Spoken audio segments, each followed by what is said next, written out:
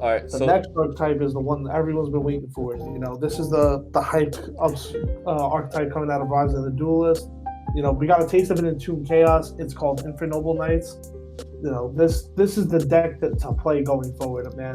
If combo cannot get any more stronger, I don't know how high the ceiling is going to be for this deck. It has absurd boards and multiple lines of play for this deck to take off. Yeah, I'm already having Goku flashbacks. Yeah, it's when you can rip cards out your opponent's hand, that's more than 2 cards, it becomes a problem. Anyways, let's get right into it. So Here we have INFERNOBLE Knight Dreadnought. Oh, we're gonna start with wrong card. So we're gonna start with the cards that are technically TCG legal, and then we'll work our way to the cards that are coming out. Yes. First, we have Immortal Phoenix Gearfried. This is it's technically not a Infernal Noble card, but this card is most certainly gonna see play in the deck. You can banish equip spell from your field or graveyard to spell summon it from your hand. At the start of the damage step, this card attacks. You can equip a face-up monster in the field to this card, and then it gains 500 attack. And when a monster effect is activated, you can send a face-up equip spell to control the graveyard and negate the activation. And you can destroy it. You can only use it once per turn. So this is just a negate that just flows very well with the rest of the deck.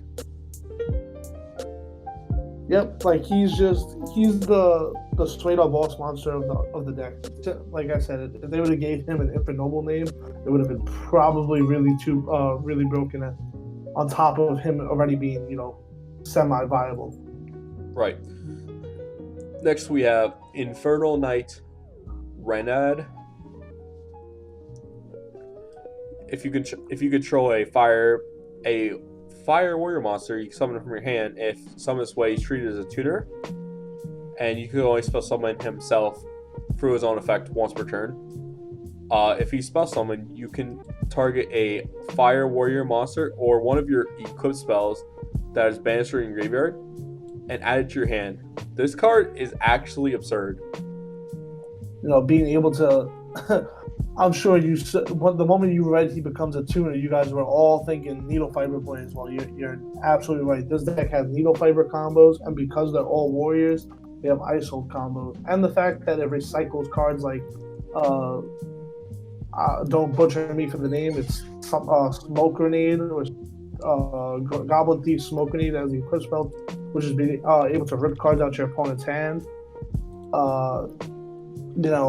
When you can mix cards that are old into an archetype that were irrelevant at one point and somehow utilize them to make them broken, it just truly shows deck innovation. Yeah, definitely. There's Smoke Grenade. There's Infernal Noble equips themselves that we'll get to. There's also equips that are extenders like DDR. You have Living Fossil. Fossil. You have the Divine Warrior Phoenix Blade for you to, recur that we can make. If for some reason they play the Nightmare package, because I'm sure the extra deck is very flexible, to have an easily discard outlet for all the Nightmare effects to resolve is incredible. Yeah, on top of that, this card is if you wanted to, you could play 1/1 in the deck and 1/1 for this guy. That's another thing you could. You just play, and he's an extender because he summons himself if you have a Fire Warrior. Yep, he can be. He has an incredible potential for the deck and the ceiling it has already. All right, moving on, we have Roland. You can target a face monster control, equip this card from your hand. Equip spell deck, and that gives him 500 plus 500 attack. During the end phase, if he's sent to the graveyard, you add a Fire Warrior or an equip spell from your deck to hand. So he's like your Scarm, so to speak, of the deck. Yeah. So again, new archetypes coming out, then they need to be able to keep up, if not outperform the older meta rotation. Having a searchable engine in the deck is just part of Yu-Gi-Oh today. You can't, if you don't have a Scarm for the deck or a Stratos engine for the deck, your deck is probably not keeping up or outpacing the current meta values. Yeah, I feel the game today is just you have to your deck has to have some form of consistency in the deck, or your deck's just not gonna thrive in the year 2020 in the world of Yu-Gi-Oh. Exactly. Right. Here we are. We're gonna start with our first card that is only OCG legal currently. These cards will be released in early August, so you have plenty of time to get your stuff together before you can play these cards. Yes, but it is coming fast. So this guy's name is Astrofo. I'm definitely gonna butcher all these names, but these card names. I don't even think I can pronounce it. It's probably Astolfo, something around there. Yeah, and we don't even know these are probably not even the TCG names. So yep, for all we know, they can change overnight. All right, you can take this one. You can banish one fire warrior monster from your hand to graveyard, special summon this card from your hand, then make it become the same level as that banished monster. You can banish this card from your graveyard, special summon this banished card during your second standby phase after activation. Then you can special summon one of your fire warrior monsters that is banished or in your graveyard. He's also a hard one per turn. You know, another extender of the deck, and he could potentially be a one card combo into the grind game. You know, for whatever you need going forward. Yeah, definitely good. Definitely like he's like it's slow recovery, but the recovery on this, like even though it takes like a turn or like 2 turns, like it's sort of insane. Yep, I'm expecting, because it's an equipped deck, you know, there's gonna be games where if the mirrors are happening, you know, you guys draw multiple equip spells. She can become useful in specific scenarios. Yep. Moving on. The next card is INFERNOBLE Knight Margis. Again, don't kill us on the names. A monster equipped with this card cannot be destroyed by battle. You can only use each of the following effects once per turn. If this card is sent to the graveyard, you can shuffle 3 fire warrior monsters cards and or noble arms cards that are banished or in your graveyard into the main deck to draw 1 card. So it has a Daigusto Emerald effect. And the second effect is, if this card is in your graveyard, you can target one of your warrior monster you control, put this card to that target. So I think the Emerald effect is great. You know, having to be able to grind and out resource your opponent does come up in Yu-Gi-Oh! Like almost every other turn. It's insane, and the fact that it allows you to replenish your resources is also absurd too. Yeah. So this deck has insane combos, right? And what happens when there are decks with insane combos in the format? People will main like all these hand traps, and they'll try to win. They'll try to like make these combo decks play like a fair game and try to win there. But like this is the second card we've looked at that is just straight value in the grind deck in the grind game. Like not only one of these control decks hand trap you, they're taking the game to their pace. So this card allows you to keep it where it's slow enough to where if you can gain enough resources, you can then just blow them out the water in a turn later or 2. Yeah, like they think if they slow you down to their pace, that like they're like guaranteed to win. But like these cards that we're looking at, just it says not. They're like, oh, not so fast. You haven't won the game yet. I'm still in this. Yep. Moving on. We got INFERNOBLE Ogier. Jesus, these names are they're one for the taking. Anyways, this card, monster equipped to this card cannot be destroyed by card effects. She's also hard once per turn. If this card is normal special summon, you can send 1 warrior monster, 1 normal arms card from your deck to the graveyard. If this card is in the graveyard, you can target 1 warrior monster and equip this card to that target. So she's the Armageddon Knight of the deck. So I'm sure there's plays where you need to foolish something to start stuff. So I'm assuming she could also be a starter going forward. You know, that's where probably Astolfo comes in, where you can foolish her to start the plays, because if she's in the graveyard, she can banish herself and come back 2 turns later. No, there's plenty of routes where these cards can go.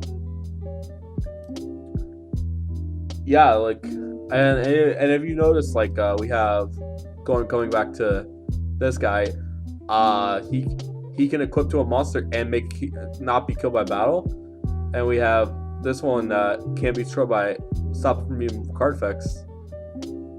Yep, and the next one going forward then will be Oliver. He's part of that also package where your opponent cannot target a monster equipped with card effects.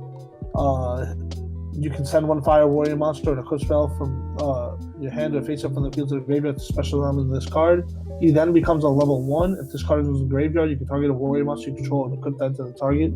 Him being a tuner is like incredibly impactful because it's another tuner for the deck to get into needle fiber plays, and the fact that it's still a warrior means you could pivot your needle fiber if it were to get stopped into ice old plays. There's plenty of other routes you can go with this deck. You can just tell by reading these cards where if you get hand trapped on one line of play, it's similar to Infernities where you can diverge to another line and still put out a big board or rip cards out your opponent's hands comfortably and still not commit a lot of resources to it. Yeah, another thing to note is the fact that the equipped sword cannot be targeted by card effects can be really impactful if like against cards like Impermanence or Valor. Like you can activate effect to equip to like something, and then they have to choose the Imperm or Valor then, and then you can adjust your line of play with that information. Definitely a very strong card. Yep, I wholeheartedly agree that this archetype, as we're going through it, is just going to be insane coming through. However, the next card we're going to get into are their equip spells. So these are their INFERNOBLE Arms Durandal. When this card is equipped to a monster, it's the rotor for the deck. You can add a level 5 or lower Fire Warrior monster from your deck to your hand, then destroy this card. If this card is sent to the graveyard because the equipped monster was sent to the graveyard, you can target a level 5 Warrior monster in your graveyard and special summon it. You cannot special summon monsters for the rest of the turn, except Warrior monsters. It being a once per turn is irrelevant. The fact that it allows you to, this deck has multiple rotors is insane, as you've noticed. Like it should have no problem getting to consistency value within the deck as we're reading these cards. Yeah, and like if you choose to like activate this but not use the add clause, you can link away this and whatever what's equipped to and something else to make your fiber or your isoled, and then like have this as chain link as graveyard effect as chain link 2 to chain block from Ash if you choose to. Which I don't think there's gonna be many times where you're gonna opt not to search, but you know if you're really scared of Ash Blossom, it's definitely something to keep in mind. Absolutely. Every scenario can come up at any point. Moving on to the next one. Moving on, we have Joyous.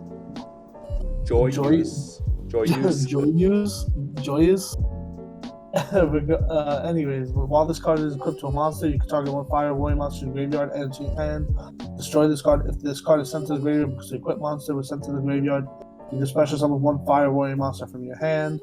So it has a limit effect, and it also has a Warrior Returning Alive effect.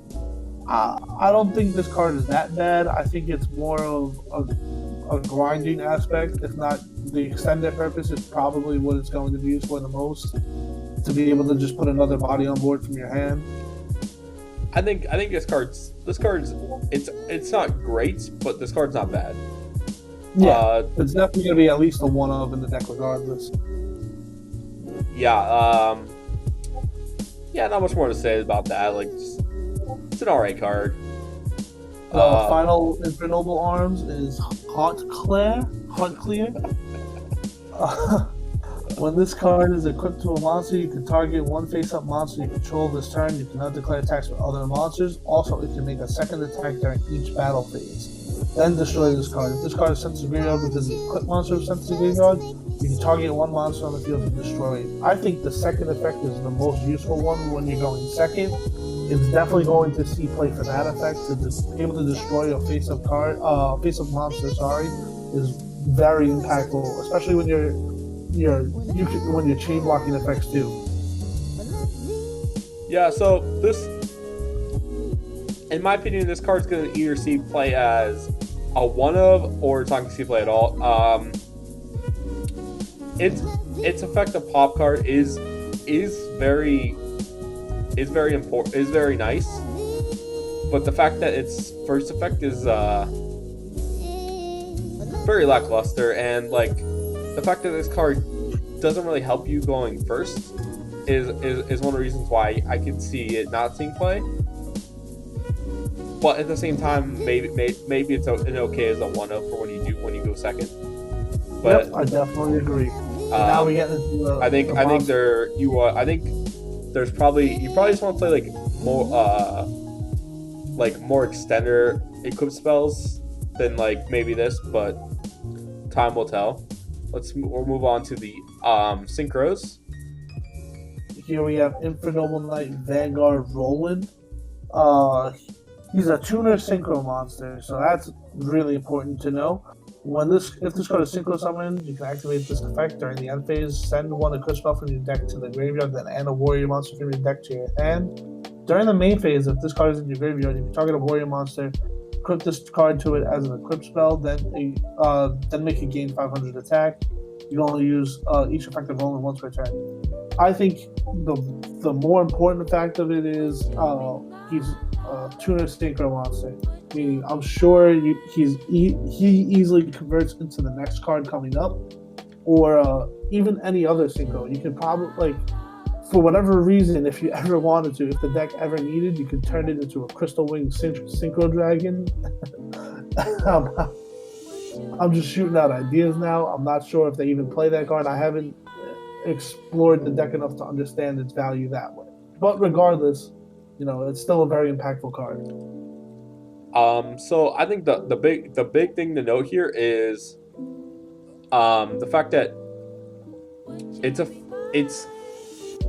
of course, like everyone says, any like synchro tuner is like good with fiber, but like this one actually is actually really good with fiber, because not only like its first effect is like during the end phase, so like that's good even during your opponent's turn, and then it has an effect that is a quick effect, so like it like doubles up as actually being really relevant even on your summoning off your opponent's turn off fiber.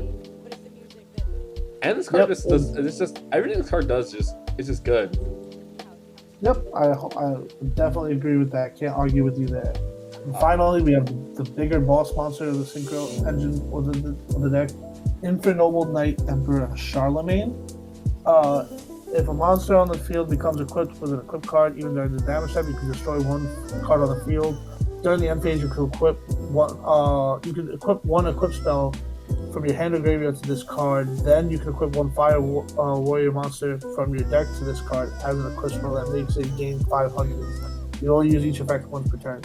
This guy right here has a lot of potential. Being able to not be non-target removal, and being able to equip an equip spell, and equip one of the guys that give INFERNOBLE's 500. I believe it was Agnier, Oliver, and Astolfo, and Magius. One of them, the ones that can't be destroyed by battle, target, or be destroyed by card effects, makes him a really impactful card of the board. I'm sure he's definitely part of the end boards of combos. I can't see him being a bad card ever. Yeah, for sure. He's like the Thunder Dragon Titan of this of the deck. Yep, he's a Thunder Dragon Titan, and he has protection from whatever you need for the scenario. Listen, you guys are seeing it for yourselves. After reading these cards and listening to us talk about it, I'm sure you guys can pick up on combos, learn the deck yourselves, and just understand what we're trying to tell you. This is going to be the deck that changes the format. Dragma and all these other cards are relevant. However, I think the INFERNOBLE cards are truly going to put fear into a lot of players' hearts. Like, these mirror matches are going to probably be one for the ages. I don't know how these mirror matches could ever turn out well, but I'm excited for the new format. I'm excited for to change from Rocks and Eldix to the Dragon Ball Infernobles because after reading these cards, you can see how well they combat each other. These decks, it's not going to be a one-sided format. However, you never know how the format can turn out. All right. One question I have for you, Peter, is: do you think that Rocks and Eldritch are gonna just disappear from the meta once these are out? Like phase out? No, I don't think they'll phase out because as we already see now, Synchro, Eldritch, and Rocks are incredibly impactful, and that there's no ban list. I don't see Konami dropping another ban list in September either, because once again they haven't done no events. Without events, people buying product, they're just buying product and waiting for Konami to announce events. So you're going to see we're at a point where we're going to stray from what OCG is doing, where we're going to see a highly diverse format with a bunch of broken decks, because you got to remember, Rocks can bust their rock, they can artifact site decks. Whoever goes first between the Infernoble Rock matchup, and it comes down to what they can do. We still don't even know if the Infernoble deck can play through the Bureau or not. There hasn't been much word on that. Whereas we've seen Eldritch evolve to where they can put out a Herald Savage combo with traps and hand traps and play through their own Nibiru. It's just going to be, you're going to have probably a 3-4 deck format going into this, which makes this extremely exciting going forward from August on to the end of the year. Yeah, I think it'll be great. I'm sure at first there will be like, there'll be, like wars of like the newer decks, and then like the older like top tier decks, battling out for top dog, and then eventually I'm sure at least one of the 4 decks will sort of just take a step down. But it'll definitely be exciting to like find out like which of those decks is gonna have to take that fall. Yep, for sure. I can't wait.